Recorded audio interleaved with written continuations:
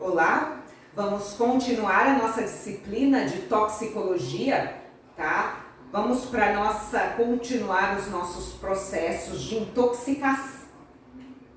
Então, como eu falei para vocês a respeito desse processo tão importante, é um conjunto de sinais e sintomas que ocorre após a interação do agente tóxico com o organismo vivo.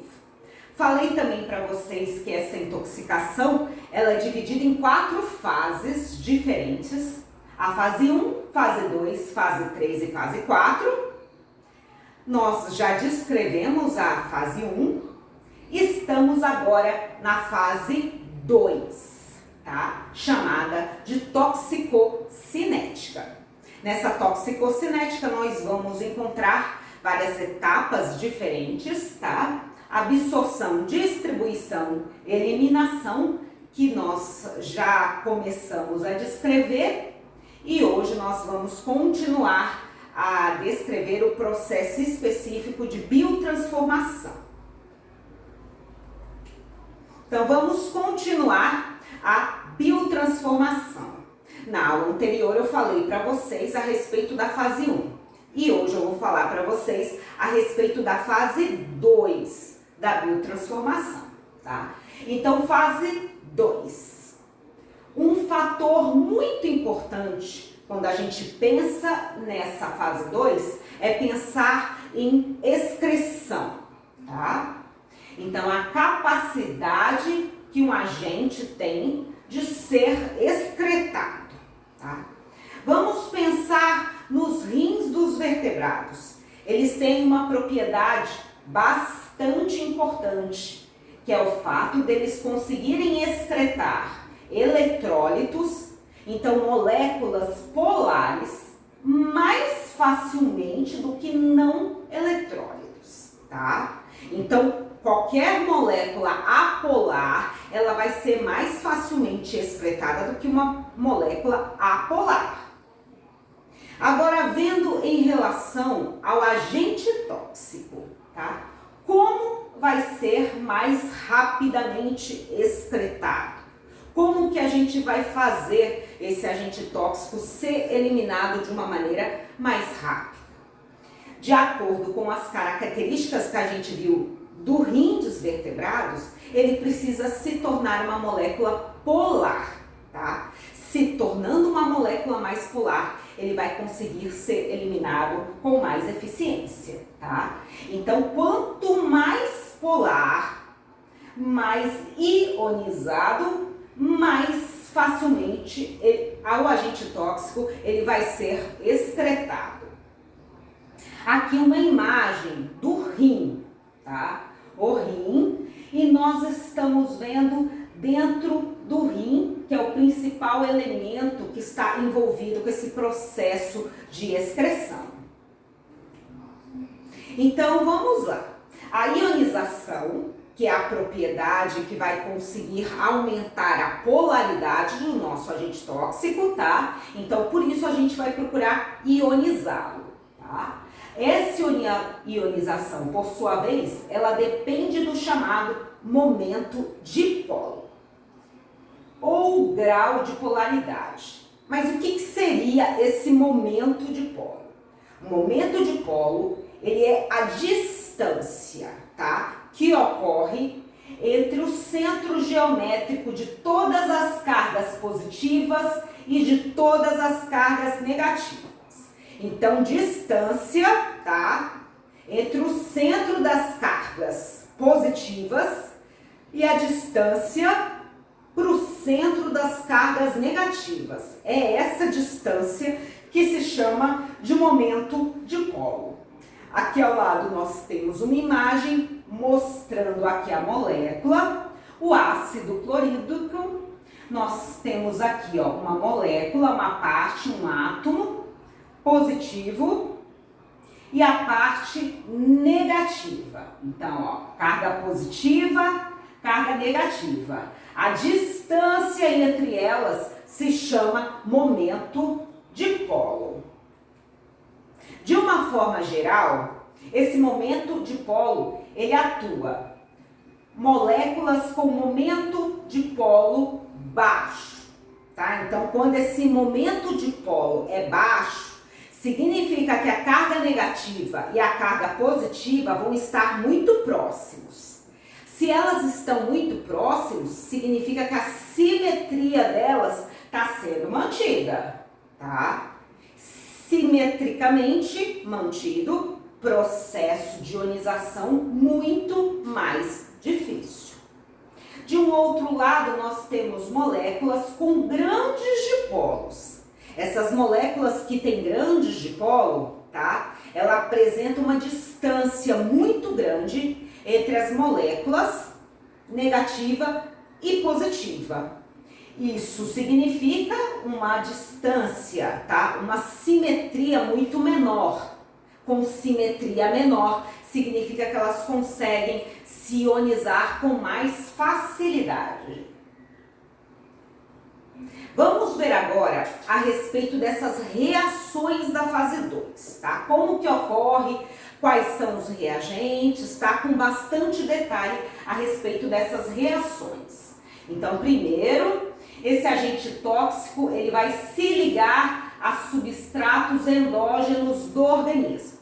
Substratos que são produzidos pelo próprio organismo. Uma outra característica, a ligação ocorre no ponto que foi deixado pela fase 1, tá? Ocorre reações de conjugação. Aqui nós temos um exemplo de uma reação que ocorre na fase 2. Então, temos uma molécula, sofreu a fase 1, formou esse metabólito, tá? Agora, esse metabólito, ele vai sofrer as reações da fase 2, tá? Reações da fase 2, cujas principais reações são reações de conjugação. Então, temos o metabólito, vai sofrer uma reação de conjugação e vai ser formado aqui os metabólitos. Tá vendo que a reação, ela vai ocorrer exatamente no ponto que foi deixado pela fase 1. Então, ó, exatamente nessa parte que foi acrescentada pela fase 1, vai ser acrescentada a substância endógena, tá? Formando esse metabólito e essa substância endógena sendo acrescentada exatamente nesse ponto, tá? Além disso, essas reações da fase 2, formam-se metabólitos com tamanho molecular elevado, tá? Ou seja, na conjugação vai ser observado aumento do tamanho da molécula, aumento do processo de ionização, maior polaridade. Com isso vai ser formado uma molécula mais hidrossolúvel. Com isso vai haver uma maior excreção e uma menor toxicidade da molécula após todo esse processo. Esse aqui é uma imagem mostrando essas reações da fase 2, reações de conjugação, tá? Temos aqui uma molécula sofrendo as reações da fase 2, reações de conjugação, ó. Vão ser formados esses dois elementos, tá? Massa molecular sempre maior, mais ionizado, mais polar, mais hidrossolúvel e que vai ser facilmente excretado. Mais uma imagem mostrando essas reações da fase 2, tá? Então, nós havíamos visto, tá? A respeito desse composto, a aspirina, que ele sofreu as reações da fase 1, formando aqui o ácido salicílico, tá? Então, na aula anterior, nós tínhamos parado exatamente nessa imagem aqui. Agora, ó, o metabólito que foi deixado pela fase 1, tá? Ele vai sofrer as reações da fase 2, reação de conjugação, exatamente no ponto que foi deixado pela fase 1. Olha aqui, ó. O ácido glicurônico sendo adicionado, ó, exatamente aqui, ó, no ponto que foi deixado pela fase 1, formando uma molécula bem grande, de elevado peso molecular, muito polar, que vai ser muito hidrossolúvel e que vai poder ser excretada com muita facilidade. Vamos ver agora com bastante detalhes a respeito dos compostos que vão fazer parte dessas reações. Então, como eu falei para vocês, as reações da fase 2, elas envolvem compostos endógenos. Então, compostos que são produzidos pelo próprio organismo, tá? Esses compostos endógenos têm alguns que são principais. Os aminoácidos e seus derivados, tais como a glicina e a cisteína, os carboidratos e seus derivados, como o ácido glicurônico e a glicose, e compostos simples, como, exemplo, o sulfato e o acetato. Nós temos aqui ao lado um exemplo dessas reações da fase 2, tá? Vendo aqui o nosso agente tóxico, que é o X, o composto endógeno, tá? Participando aqui da reação.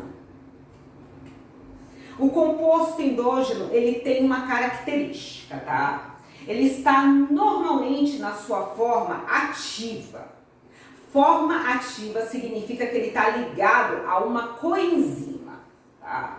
As principais coenzimas que estão envolvidas nesse processo é a coenzima A, onde está ligado o acetato e outros ácidos gráficos de cadeia curta, a adenosina ou a fosfoadenosina fosfato, que é também conhecida como PAP, onde está ligado o sulfato, a metionina e a etionina, a uridina de fosfato, que é o UDP, onde se liga o ácido glicurônico e a glicose. Então, essas são as principais coenzimas que vão estar ligados aos compostos endógenos.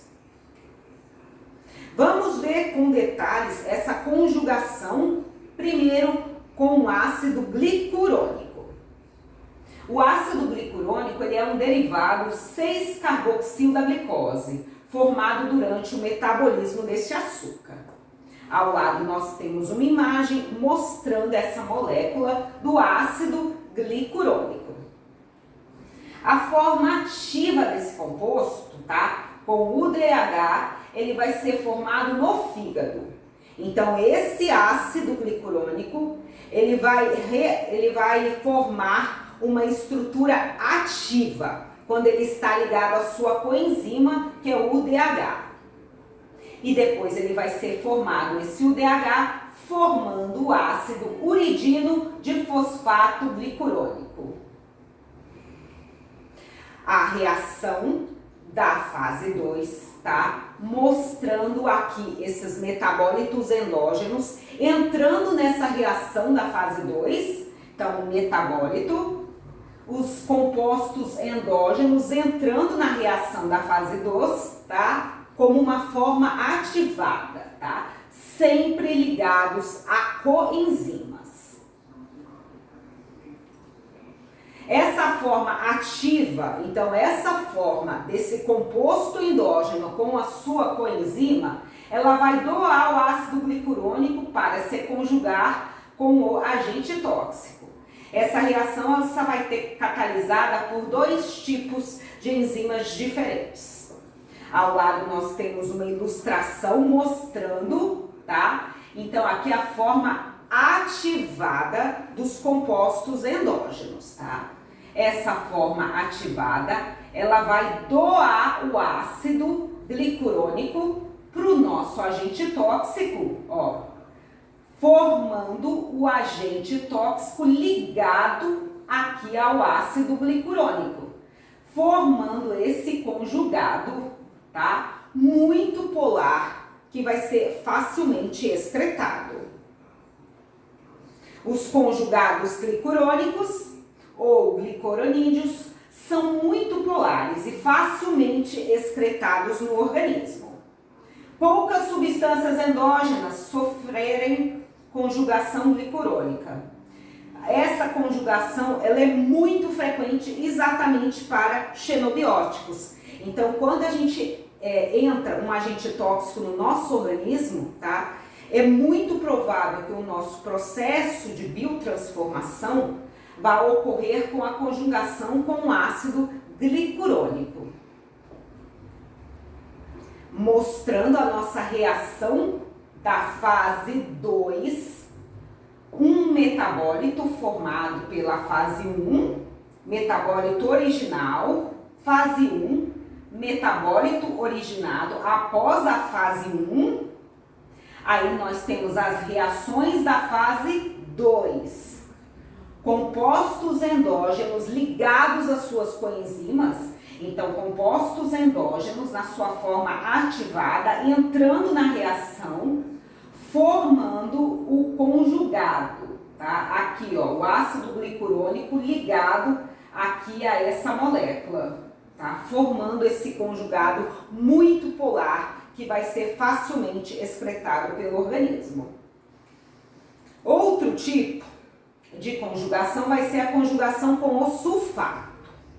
Os ionsulfato, tá, vão ser os compostos endógenos que vão participar dessas reações. Eles terão que ser ativados para se conjugarem com os xenobióticos. Então, da mesma forma que aconteceu com o ácido glicurônico, aqui o sulfato também precisa se ligar à sua coenzima para formar o composto ativado. Essa ativação envolve o uso de ATP e é feita pelas enzimas ATP sulfato-adeniltransferase e a ATP adenilsulfato 3-fosfotransferase. E aí vai ser formado a forma ativa do sulfato com a sua coenzima, que se chama PS. Ao lado nós temos uma imagem, tá, mostrando essas reações de conjugação da fase 2 com a participação do sulfato. Então temos o composto inicial, que é o benzeno, vai sofrer a fase 1, formou um fenol. Aí esse fenol vai passar pelas reações da fase 2, onde ele vai sofrer as reações de conjugação com a participação do sulfato. E vai ser, ó, formado o fenil sulfato no final das reações de conjugação. O PAPS, que é a forma ativada, vai estar presente no microsoma hepático. Então, no interior daquelas vesículas do retículo endoplasmático liso. Sob a ação da sulfoquinase, a enzima cede o sulfato ao xenobiótico, formando o conjugado. Os produtos finais são sais de sulfato ácidos ou de sulfamatos ionizados excretados pelo rim. Aqui nós temos o nosso composto, que eu mostrei no slide anterior, o fenol, passando pelas reações da fase 2, sofrendo reações de conjugação com o sulfato, tá? O sulfato, ele vai ser adicionado à molécula, tá? Exatamente na região, no ponto que foi deixado pela fase 1, tá? Foi adicionado aqui e no final vai ser formado esse conjugado altamente polar, tá? Hidrossolúvel e facilmente ionizado. Reação mostrando essa conjugação com o sulfato, tá? Um composto que ele foi formado, um metabólito que ele foi formado pela fase 1. Vai sofrer as reações de conjugação com o sulfato, tá? Então, exatamente no ponto que foi deixado pela fase 1, vai ser adicionado aqui o sulfato, formando os conjugados altamente polares e facilmente excretados pelo nosso organismo. Vamos ver agora, gente, com respeito a fatores que podem influenciar esse processo da biotransformação. O primeiro que eu vou comentar com vocês É a respeito dessas substâncias que podem induzir a atividade do complexo enzimático citocromo P450, alterando a biotransformação de uma droga. Então, exemplo é o fenobarbital e o álcool, que são conhecidos como compostos indutores. Então, eles induzem o complexo enzimático do citocromo P450 e dessa forma vão induzir, estimular a biotransformação. Tá? Esse processo ele pode ocorrer tanto aumentando a concentração, tá? Ou a atividade desse complexo enzimático do citocromo P450. Ao lado nós temos uma imagem, tá? Mostrando como componentes indutores podem estimular o complexo enzimático. Ó, o indutor, ele pode se ligar a complexos enzimáticos, tá? Estimulando a atividade daquela enzima. Segundo, substâncias que podem inibir a atividade do complexo enzimático citocromo P450, alterando a biotransformação de uma droga. Tá? Exemplo, fenilbutazona e o clorafenicol, que são chamados de inibidores. Então, esses compostos, eles vão inibir o complexo enzimático P450. E dessa forma também vão inibir a biotransformação. Inibe o processo da biotransformação enzimática, principalmente da tolbutamida. Uma imagem mostrando para vocês como pode ocorrer esse processo de inibição, tá? Então, os inibidores, eles podem ser reversíveis ou irreversíveis, tá? Os reversíveis podem ser competitivos ou não competitivos. Então, os inibidores, eles podem atuar na enzima no mesmo local, no mesmo sítio que o substrato atua. Então, seria um exemplo do inibidor competitivo. Mas também há outro tipo de inibidores, tá? Que eles não atuam exatamente no mesmo sítio do substrato, tá? Eles atuam, olha, de uma maneira, ó, se ligando a outro sítio. Então, seriam os exemplos de inibidores não competitivos. Mas ambos inibem, tá, a atividade das enzimas. Terceiro, dose e frequência. Em relação à frequência, ela pode levar a uma indução de receptores enzimáticos, aumentando a biotransformação. Então, a frequência que aquele agente está sendo utilizado aumenta os receptores da enzima. E dessa forma também vai aumentar o processo de biotransformação. O quarto seria a dieta e o estado nutricional. O estado nutricional ele é bastante importante para a biotransformação, podendo alterar a atividade do citocromo P450. As deficiências em vitaminas, especialmente a C, E e do complexo B, vão reduzir a velocidade de biotransformação. Tá? E por que elas fazem isso? Porque elas estão envolvidas diretamente na regulação desse complexo do citocromo P450. Então, a deficiência em vitaminas vai diminuir o processo de biotransformação, tá? Porque elas atuam, muitas vitaminas atuam na via de regulação desse citocromo P450. Além disso, suas deficiências podem alterar a energia das células, diminuindo a produção de cofatores. Se lembra quando eu falei a respeito da fase 2, das fases de conjugação, das reações de conjugação? A gente tinha a participação de coenzimas, de cofatores. Se há uma deficiência no organismo, esses cofatores podem não ser adequadamente formados. E dessa maneira, os processos de biotransformação podem ser diminuídos. E por último, numa dieta pobre em proteínas, vai ocorrer a menor concentração proteica, que diminuirá a síntese enzimática e a biotransformação. Então, uma carência de proteína vai levar a uma carência de enzimas. Com menos enzimas, menor possibilidade de biotransformação. E o último fator que eu vou mostrar para vocês, que seria o quinto, seria a idade, tá? Crianças e idosos, como seria a biotransformação, tá? A biotransformação de crianças, de adultos e idosos, ela é muito diferente, tá? O processo de criança, tá? Ele não tem ainda completamente formado todas as enzimas que formam aquele complexo enzimático.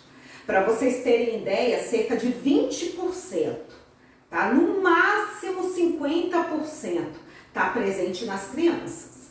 Então, esse processo de biotransformação nas crianças, tá? Ele é bastante reduzido. Já em relação aos idosos, tá? O processo já também tem uma deficiência muito grande, mas é devido a um outro fator. Então, o idoso, ele vai ter todo o complexo formado, todo o complexo existente lá, mas a eficiência desse complexo, ele está muito reduzido, tá? Então, por isso, idosos também têm um potencial de biotransformação muito baixo, tá bom? E o adulto seria aqueles na qual o processo de biotransformação ocorre com a máxima eficiência, com todo o complexo e todas as enzimas, tá? Na sua maior eficácia. São as principais referências. Obrigada.